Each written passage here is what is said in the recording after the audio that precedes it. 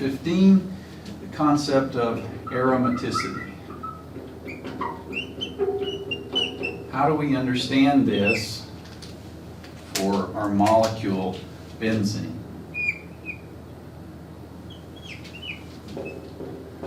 Well, the first thing we should note, of course, is that we can push the arrows and we can draw a resonance form of benzene.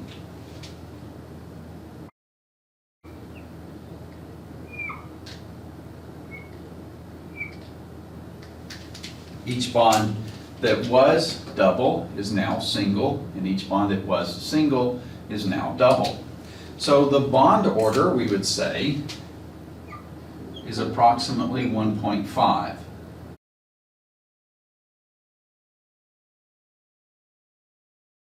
For benzene. And if we look at this molecule in the crystal structure, what we find is that in fact there are not alternating double and single bond lengths. There's only one bond length. It's approximately 1.38 angstroms. And the molecule is effectively a perfect polygon, in this case, a perfect hexagon. Now, there are going to be some criteria that we're going to use to understand and predict aromaticity in other compounds, because this is a very useful property, and it's very important for us to understand it, and where does it come from, and how can we predict it and anticipate it being present in compounds. So the first, just looking at benzene, there's some key criteria, and these are my criteria, the way I've developed it and the way I have chosen pedagogically to teach aromaticity over the years. You won't find these explicitly in your textbook, although they are implicit in a number of different places. First, we need a planar structure. Okay, benzene is planar. It must be monocyclic.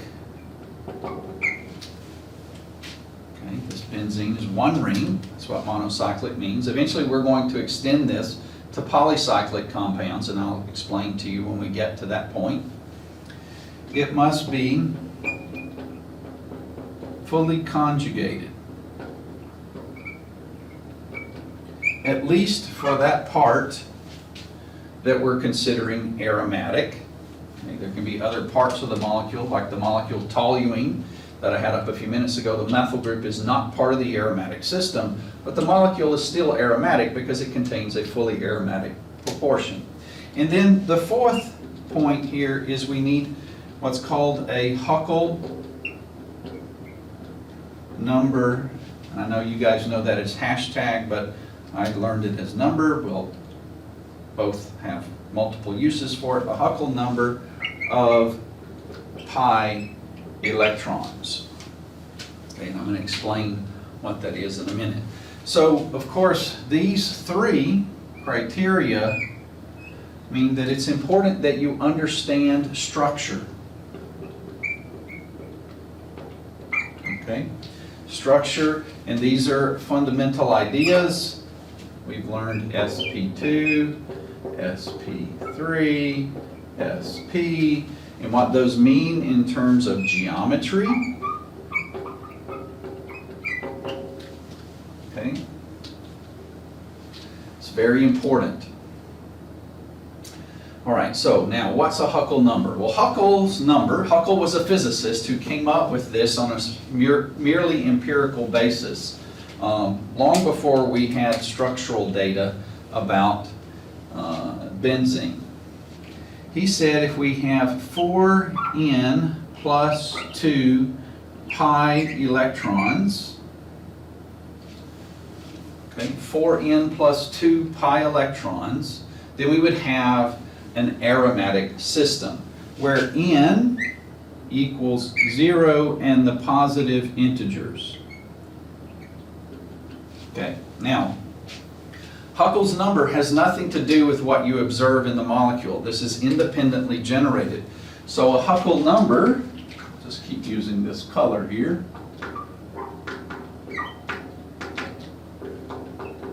Right? 4n plus 2.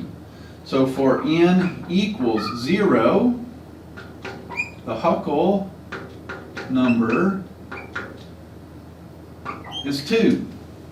Okay? This is the number of pi electrons. Okay? So 2, if Huckel's, for n equals 1, Huckel's number will be 6 pi electrons. I'll do one more. If n equals 2, Huckel's number equals 10. Okay, that's 4n plus 2. So let's look at benzene. Benzene, we have 3 double bonds, and so we have 6 pi electrons. 6 pi electrons is a Huckel number. So we see that benzene is planar, monocyclic, fully conjugated. We saw it, we could push the arrows. All of these atoms are fully conjugated, and we have what we refer to as a cyclic flow of electrons. And then we have a Huckel number, so we have an aromatic compound. Now, to continue Huckel's number here, this can go up. 3 for n equals 3, this will be 14. And of course you see it's going up by 4 each time. 4 is 18. 5 is 22. And we have compounds that get to have a very large number of pi electrons, and we can, on the basis of this set of criteria, readily identify those that will be aromatic. Now, there's also, so this is the criteria for aromaticity. There's also a concept that's important for us to understand called anti-aromaticity. Okay? And then there's something I put in between, which I simply refer to as neither aromatic nor anti-aromatic.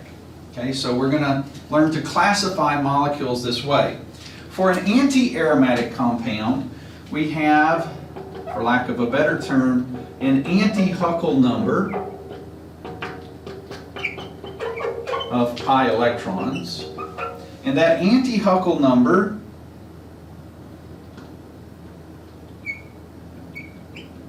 is 4n.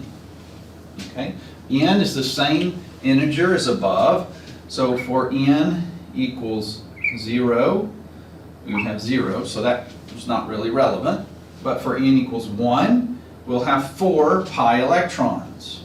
Right?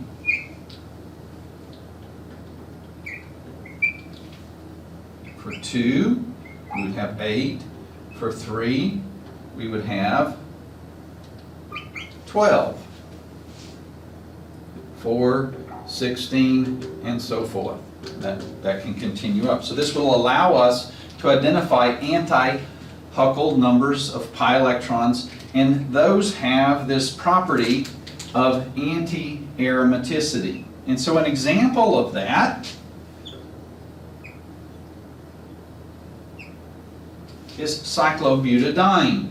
Cyclobutadiene is anti-aromatic, and that is, it is especially compounds that we can predict in a planar, monocyclic, and fully conjugated form would be unstable. And so what happens is these distort. Benzene, we saw, was the perfect polygon. Okay? As a square, right?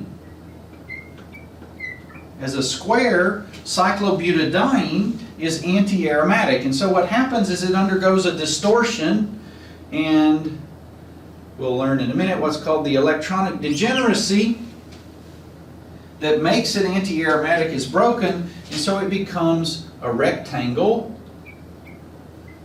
and it is not conjugated, not in the way that benzene and other fully conjugated compounds